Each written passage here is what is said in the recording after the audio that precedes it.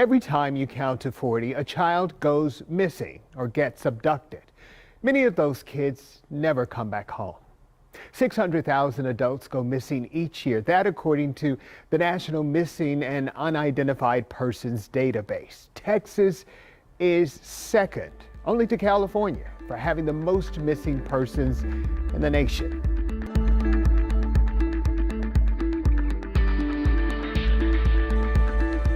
Welcome to Unsolved San Antonio. This series will examine the missing, their families, talk to advocates, and ask law enforcement about bringing your loved ones home. Let's start with the last executive director of the now defunct Heidi Search Center. It closed for financial reasons, but its impact on the missing may be lasting. The walls don't exist. There's no boundary when someone goes missing. That's why it's so difficult. When it comes to the missing. We had cases that took us all over the U.S., cases that stayed here local. The road to getting found can be endless, with few signs revealing one way towards closure. I treated it as if it were my child missing. Dottie Laster was the last executive director of the Heidi Search Center in San Antonio. It was a nonprofit at the nucleus of trying to bring the missing home. Every phone call was an urgent matter. Every phone call was some parent begging for help for their child. Lack of funding closed the center down in 2018, but Laster's passion for the search remains alive. Our children aren't safe, and we need organizations like this. It's something that you don't know you need until you don't have it. She recalls loved ones desperate to get the faces of the missing up in effective locations. The center would provide hundreds of flyers at no cost, trying to make the unseen visible. I think people don't often understand that when your child is missing, that's not, oh, well, at least they're not dead. Some people actually say that. It's actually worse because there is no peace. No child is immune. It doesn't just apply to low-income people or high-income people or educated or uneducated, west side, north side. Our cases came from everywhere. On playgrounds, skate parks, and especially on cell phones and the internet. I still spend a lot of time rescuing teens and young adults who had started with someone that said hi online, and now they're gone. Laster says parents have to be intrusive. You cannot parent with privacy. You cannot say, my kid will tell me about this. You cannot trust your parenting to save them. She says you fence yourself in by not knowing.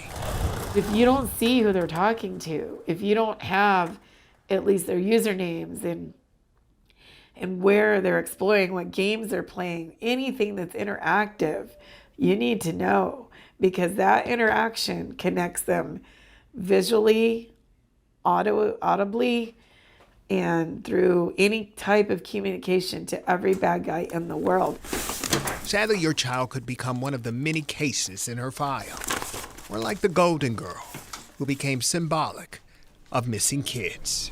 It's the hardest work I've ever done.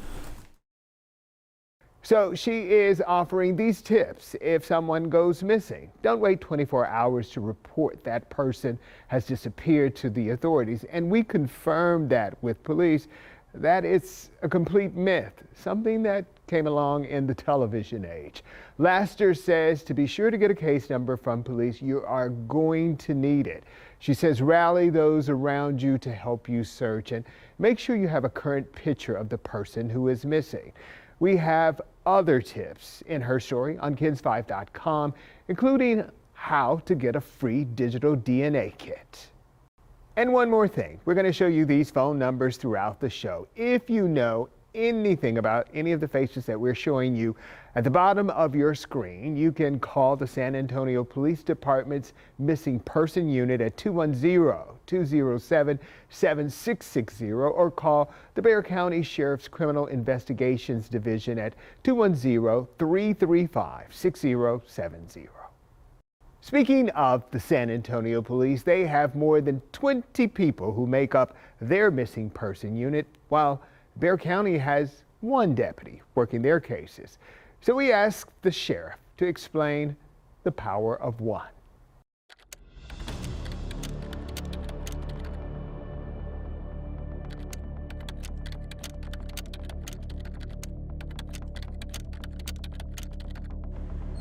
The fact is, any one of our children could fall victim to something like this at any given time. Bexar County Sheriff Javier Salazar believes his missing person unit is effective enough to make the case. How do you all tackle these cases to try to solve them in your department? Well, the minute you start assuming, oh, he's with his biological mom, it's a parental kidnapping. Oh, he's with relatives. Oh, he ran away with a girlfriend. The minute you start assuming too much, that may not be the case. And it could be a true stranger abduction case.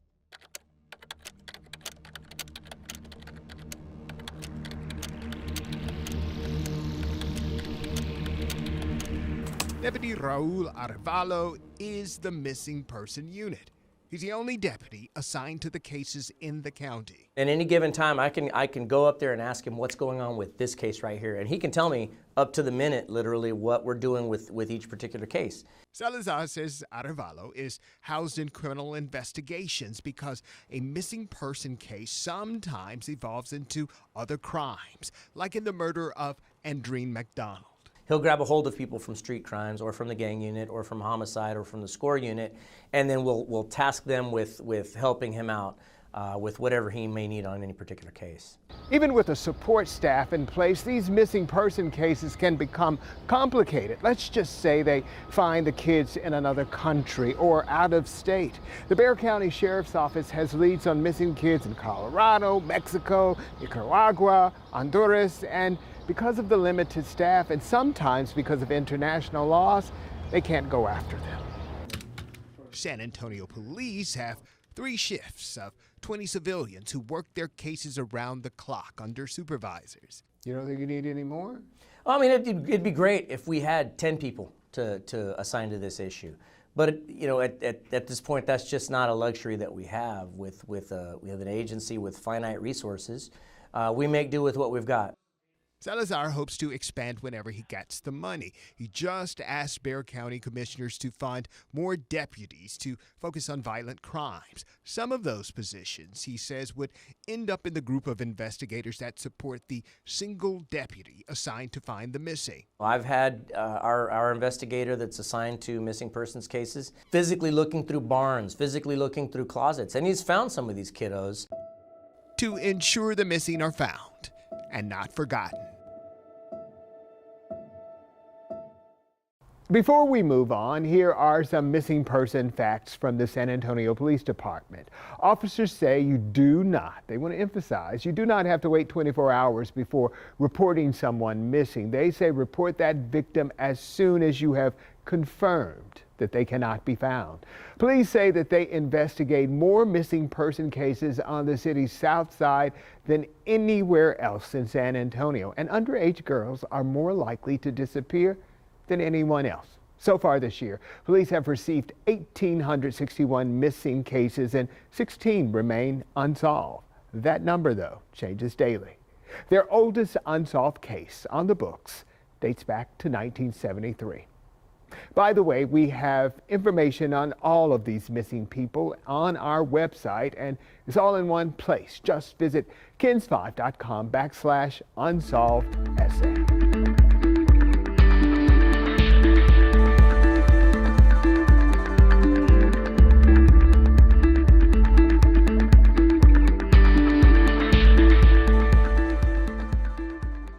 Now, 2 cold cases, 2 families suffering the same pain.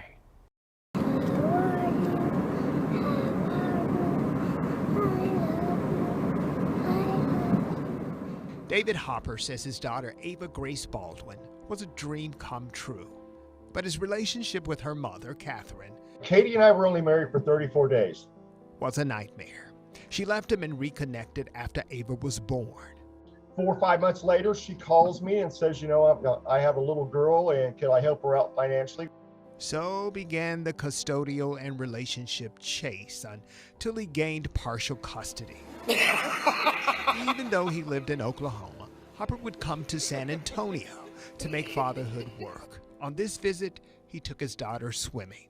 Mr. Opera, I don't want to tell you this, but your daughter's been missing for 21 days. That's the message he got from Ava's former principal. Life went from pictures of baking with his baby girl to seeing her face on a missing person flyer in September 2015. She was 6. What have the past 7 years been like? Hell, I have one daughter, and as fate would have it, she's been robbed from me, taken from me, however you want to put it. She remains missing, her mother a fugitive. Imagine somebody stealing that child from me. It's hell. It's a living hell. Nearly 200 miles away in Fort Worth. And he was my Mother's Day gift. He was born the day before Mother's Day. Jennifer Green grapples with the same pain. Her firstborn, Jordan, came to San Antonio to work and live with relatives. Jordan Green was 23. He went down there the weekend of July 4th and November 7th. He went missing. She got to see him on her birthday with no idea. That's the last hug I got from him, the last kiss I got from him, the last time I physically saw and held my baby, because in a few weeks later, he was gone. Her hugs would disappear. She believes he's alive, possibly being held, someone not telling the story. For me and the thousands of people that have missing individuals in their life, we're on a constant Ferris wheel, and every day brings something different, but yet the door doesn't unlatch for us to get on. 2 families searching and aching at the same time. 7 years later. When I lose my tooth, You wake up every day and you don't know if she's alive. You don't know if she's safe. A little girl, a loving son, vanished within months of each other in the same city. If I could just say one thing to him. Yes, ma'am. Leaving a connection to pain and unconditional faith. Jordan, happy birthday. We've never given up the hope that you will come home, and we will never give up the fight and the search for you. So don't you give up.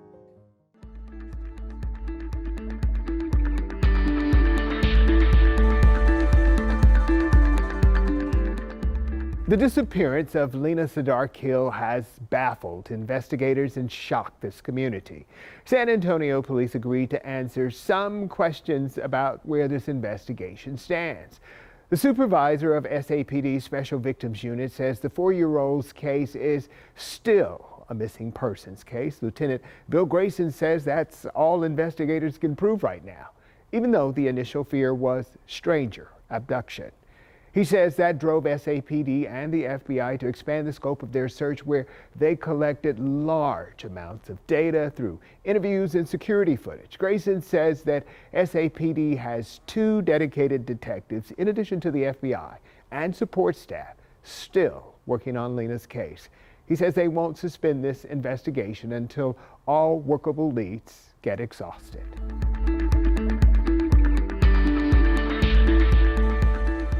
For 21 years, the disappearance of Nicholas Plaza has come with more probability than conclusion. Investigators have long believed the 5-year-old is dead. His family and others still hold out hope that he is a 26-year-old man alive and well. For the first time, the investigator who helped send Plaza's mother and her boyfriend to prison is granting us an interview. He takes us behind the missing person flyer to the facts about the boy they call Nicky.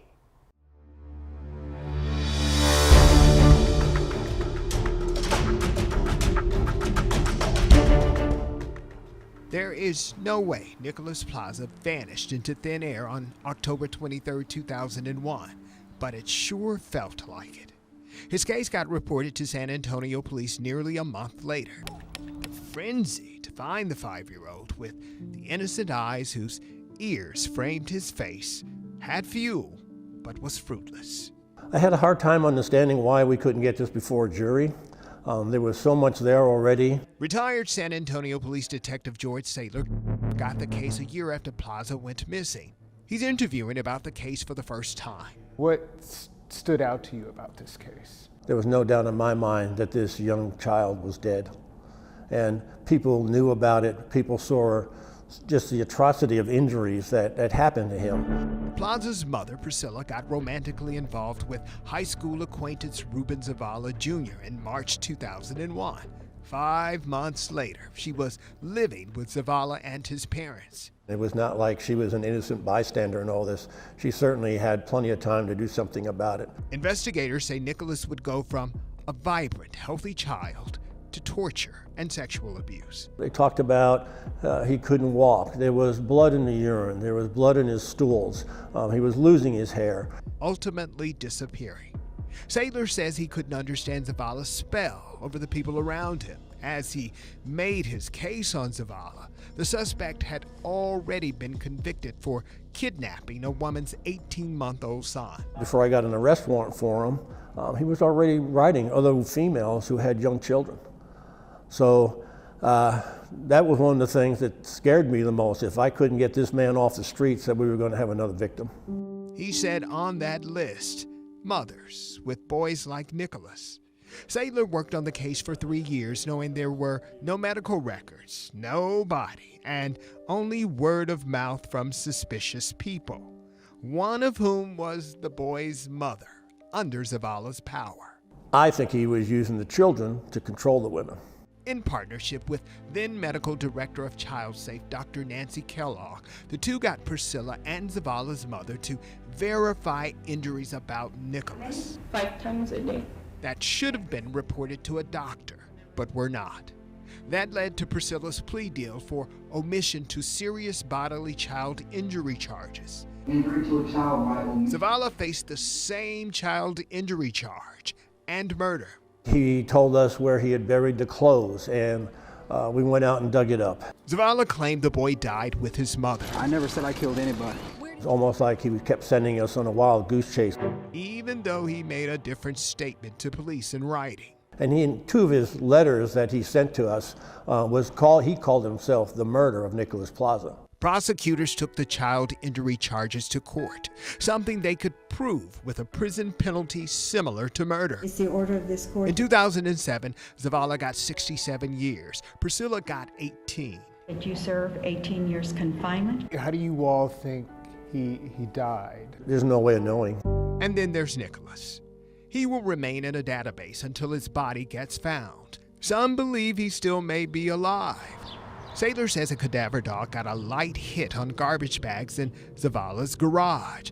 Zavala told investigators he put the boy's body in a South Side dumpster. It would take a miracle to find anybody that's been buried out there. When the dumpster went to the landfill, Sadler believed Nicholas vanished among the garbage. Well, I want to be honest with you. Authorities do have some success in missing person cases. Missing people are found. But in many cases, they are not, unless people like you say something. We want to leave you with the phone numbers that could change everything, turning the unsolved into closure for those waiting on their loved ones to come home.